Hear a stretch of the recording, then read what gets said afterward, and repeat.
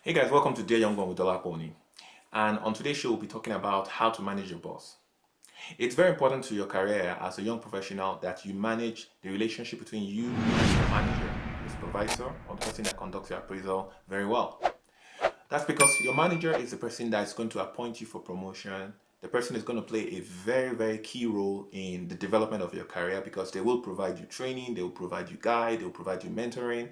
It's probably the best form of mentoring relationship you could have if you have a boss who is actually dedicated to your development. So, I mean, it's a very critical relationship that you have to manage very well.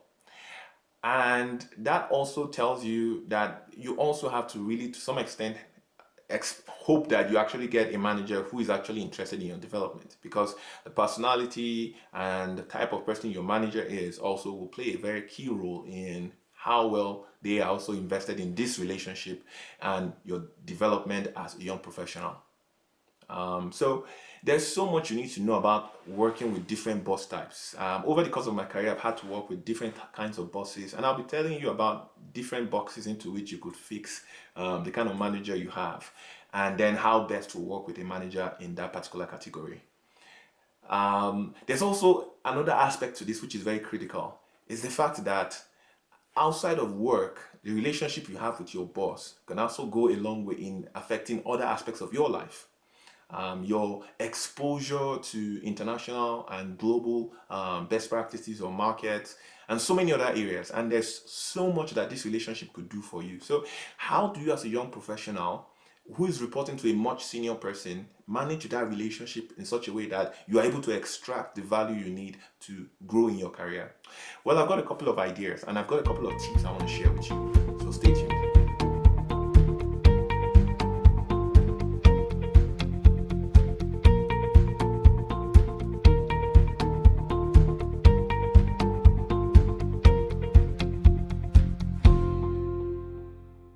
Managing the relationship with your boss is very critical. You could have a male boss or a female boss. You could be a male working with a female boss. You could be a female working with a male boss. You could be a male working with a male boss. You could be a female working with a female boss.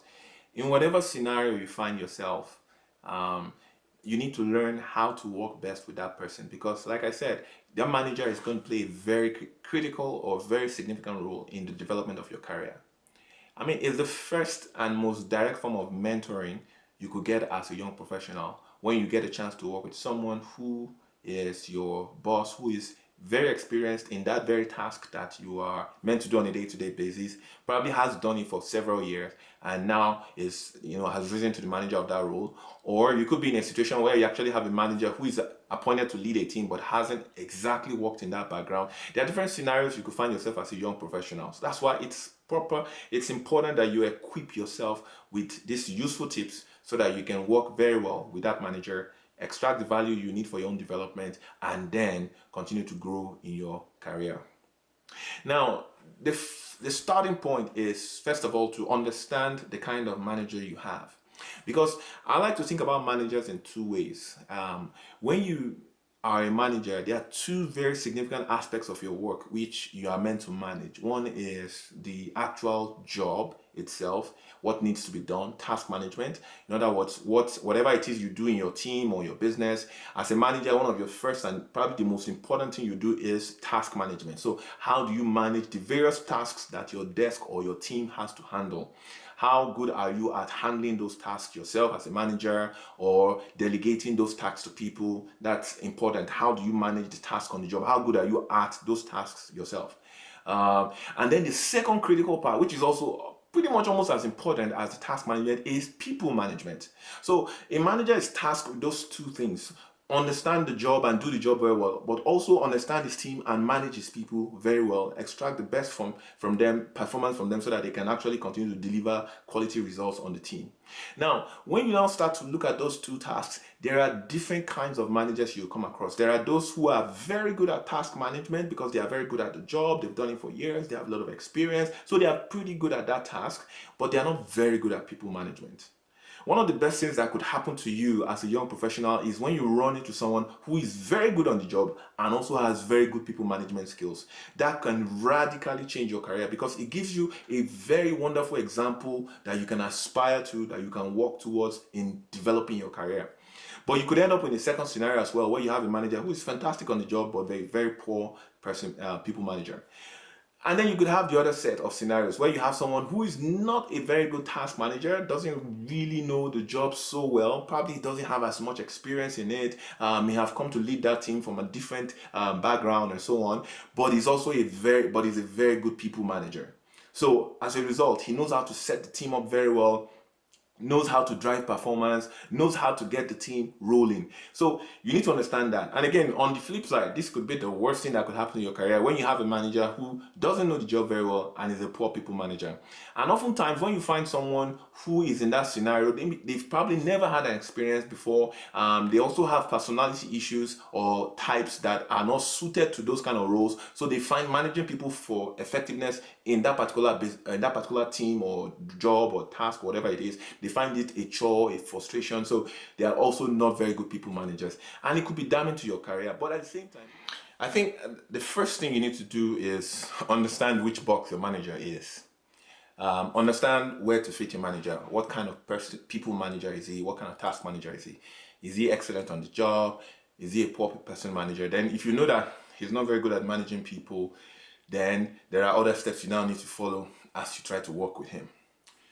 So in working with someone who is in any of these boxes, I think a couple of general tips will first of all suffice. So number one is understand your boss. Where does he fit in? He or she fits in.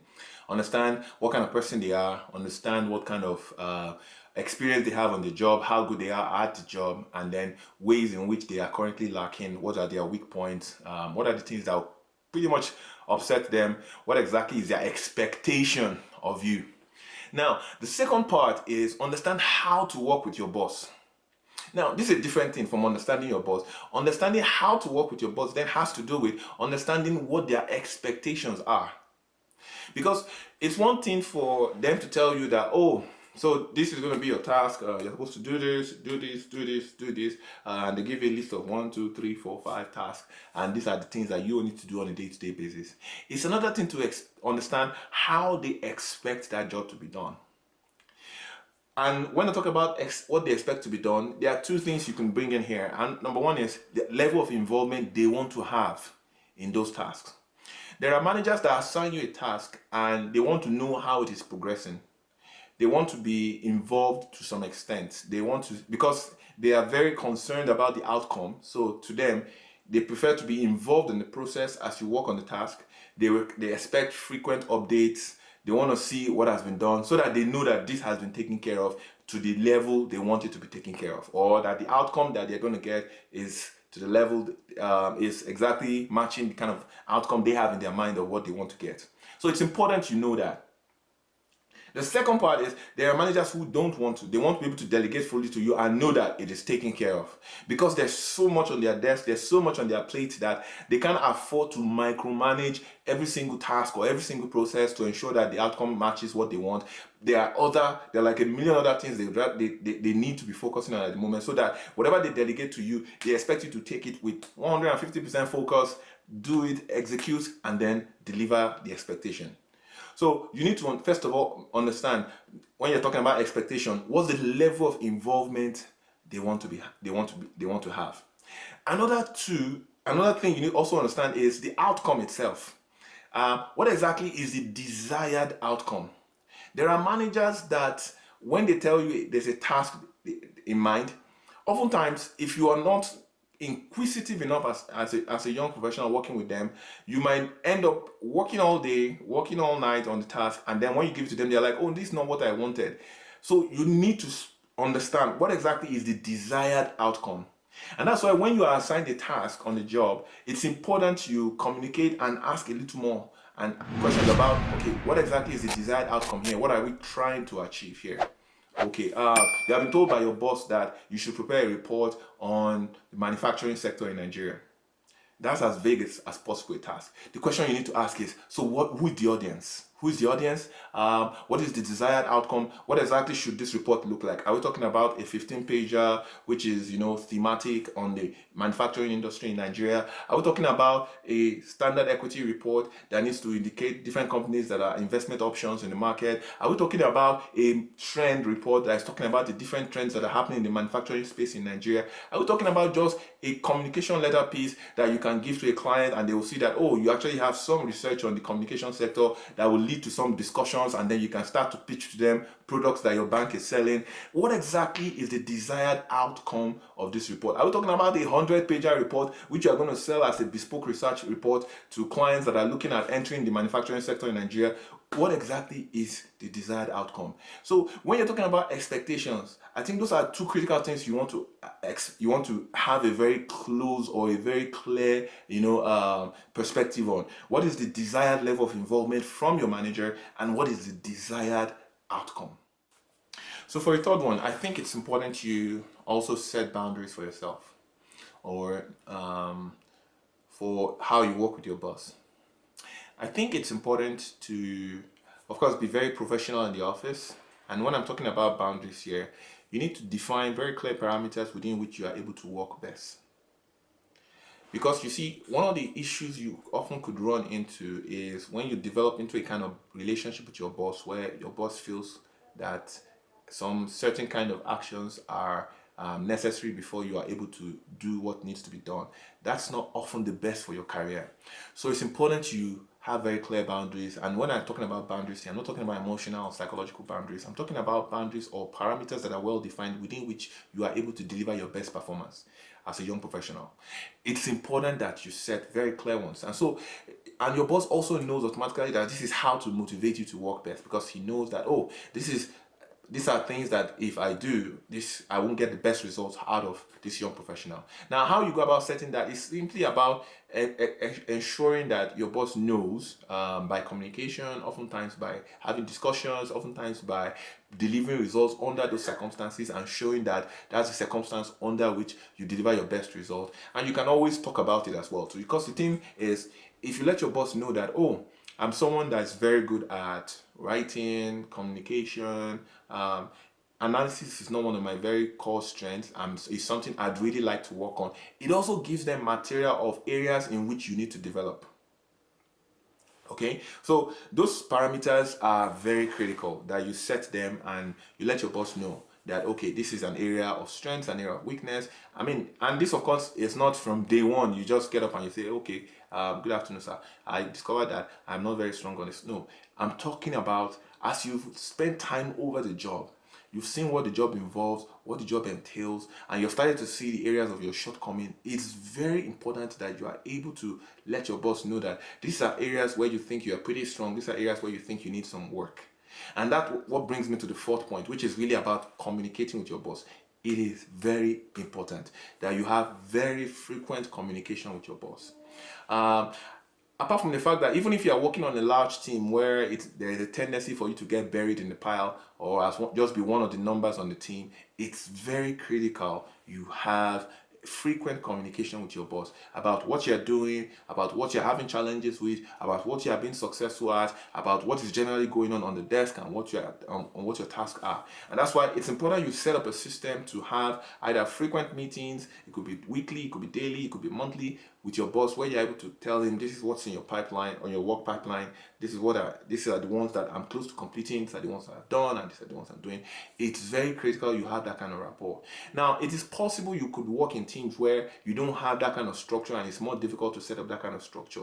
Now, for instance, let's imagine you work as a teller in a bank, and your day-to-day responsibility is really about standing in front of customers and giving them their task and what they need to be done. You probably have maybe a monthly meeting with your boss, or you probably have opportunities when you can go and have coffee. They don't have to be formal meetings. They just have to be scenarios where on a frequent basis you are able to tell your boss, what's going on, what you're struggling with, and what you're having success at, and what you're doing. Frequent communication is very key, because in any relationship, communication is a bedrock. So again, it's important you establish very good frequent communication with your boss as you work on the desk. Here's another tip. Your boss is a human being and he faces pressure from time to time on the job as well. So there are times when he will act irrational. There are times when he will blow his fuse or she will blow her fuse and she will explode and say things and all that. And in the work life, there are always all those instances of pressure and behaviors by your boss that you don't necessarily have to condone. But here's a tip: never take it personal. Never take it personal. It's not about you. It's the pressure your boss is feeling at a time, and that is why your boss is reacting the way your boss is reacting. So, be it a male or female, don't try to bring gender in and say, oh, it's because she's a woman and she's on her period or whatever, or oh, he's a man, he's got a temper problem, whatever. Whatever it is, do not take it personal. Now, there are times when you as a young professional still need to clearly walk up to your boss and say when he's calmer, when she has calmed down, and you guys are able to talk more in a more civil manner, and you can say I really appreciate the fact that we are under a lot of pressure at the moment and I messed up, but I also believe that it was unfair to speak to me the way you did. I didn't feel motivated by it. I felt instead I felt more discouraged and unhappy. And I feel when I'm under those kind of situations, I'm unable to make very good decisions or take very good steps, and I'm more demotivated. So I would really appreciate if you didn't speak to me in those ways.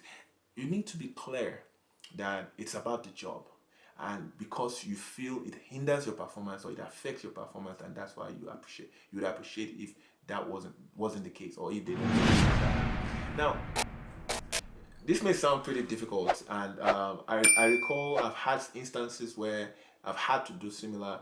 It wasn't the easiest, but if you have a boss who is actually interested in your career development, they will appreciate that from you because they know that when they do that, then they don't get the best from you either. So it's part of setting your boundaries as well. But at the same time, the first tip is do not take it personal. It's the job, okay? And so that's very key. Another thing that would really help in that scenario is how to find a way to adopt your boss's point of view. In a scenario where your boss is under pressure or they are blowing the fuse or they're getting upset, you should ask yourself, why is he getting upset in this time? What exactly am I not seeing? Because I'm looking at it from an employee point of view or from a junior team member point of view. What exactly have I done wrong in this place? And when you adopt their point of view, you're able to see why it's really critical to them. And at times, this may come from constant communication as well. And that's why communication is a very key aspect of this, because you don't get their point of view if you don't communicate with them. So communication helps you to see that this is how they see things. And that's why you need to act in a certain way. For instance, your boss says, make sure you call this client, give him this update.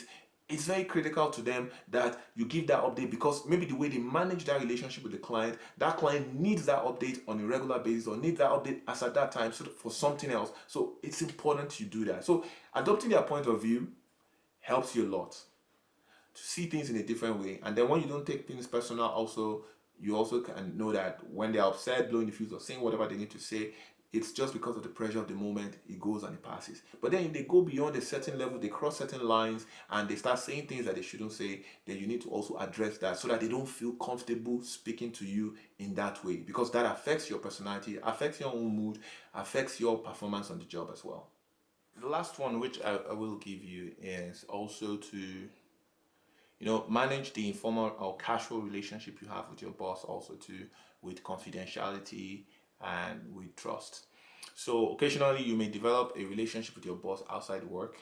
They may introduce you to their family, introduce you to their kids, their wife, their children, and all that. And it's important you manage that relationship as well too, because it's a relationship of trust. Once it gets to that level where your manager is allowing you to know stuff about them on a personal level, it's not for you to go out and share that information. They need to know that when they give you that kind of information, you will hold it with confidence and in trust. That's very critical. But there are a couple of don'ts as well to that add to this series. And one thing, the first one I will tell you as a young professional is never ever blow your fuse and speak to your boss when you are angry. whatever happens, whatever be the case, make sure you calm down. If you need to leave the venue or leave the office and quickly go for a walk and come back, never ever speak to your boss when you're upset, because that really affects the mindset about you and also your ability to work under pressure. And they feel that, oh, if I can't trust this person under pressure, then I can't work with this person. There are bosses that automatically read that as an assault to their personality or to their power status, and they feel that, oh, a person that can blow the fuse at me thinks that we're on the same level, so I definitely don't want you on my team if you won't be subordinate to me and you think we're on the same level for you to be able to blow your fuse at me like this. So there are all sorts of dynamics that come into play when you blow your fuse. So it's one of the things I always advise: do not ever blow your fuse at your boss. Another thing you should never do is don't be the excuse making type. Take responsibilities. When you're working with a boss, they like to see that you own up to your task. So you made a mistake, say that, oh, sorry, this is my mistake and I'm going to fix it. This is what I'm going to do to fix it. I'm going to do this, I'm going to do this, I'm going to do that. But please, it's not this other person's fault, it is my fault. Take responsibility for your mistakes. And when it's not your mistake as well too, don't try to oh, I'm trying to protect this person, so I'm going to cover up and show that it's my mistake in a way.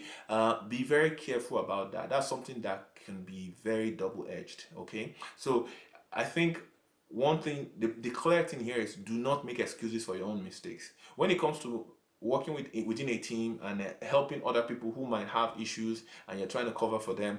There are steps you can go to, there are lengths you can go to help them, but when it comes to taking on someone else's mistake as your mistake because you're trying to cover for them, that could go in various ways, and you need to be very careful about that. But instead, for your own mistakes, make sure you own up, take responsibility, don't try to make excuses. Another don't I should add before I round this up is, you should be, don't ever go to your boss with arguments with your co-workers. Don't think that your boss is someone who is there to deal with your personal issues or your personal matters, what are your arguments with other colleagues of, like, no, unless that is a scenario that there's just no other way but to go and meet him to get his counsel on the matter. Then if it's, especially if it's a personal matter, please don't take it to your boss. Your boss is your boss in the office. They're not there to mediate in your personal matters.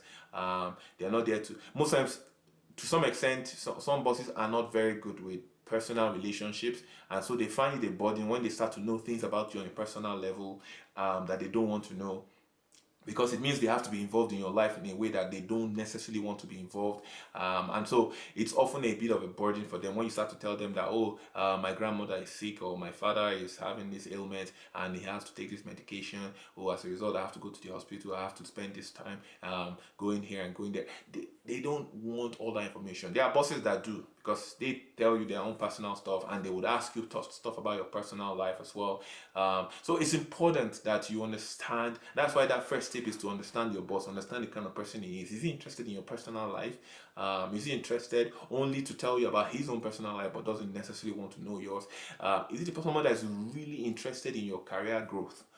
You need to really take a long, hard look at the person you're working with. And that's why when we start to talk about interview questions, it's one of the things you need to ask about. You need to ask questions during the interview process, that who am I going to be working with? What kind of person does he work best with? How does his team work? How does he set up his team? How does he set up his business? How do I work best with you? What exactly are your expectations from me? Those are the kind of questions you start to ask when they say, do you have any questions for us? I know a lot of people go around watching videos to rehearse questions around, okay, so are there training opportunities on this job? How best do you want me to work? Ask realistic questions that would help you excel on the job. That's what the interview process is. They are not just the only ones interviewing you, you are also interviewing them for a fit for your own career as well. So when we come to the interview section, we're going to talk a lot about that. But for now, these are some tips that would help you in managing your boss. And I hope as you do so, you have a good experience and your career will continue to grow. I wish you all the best.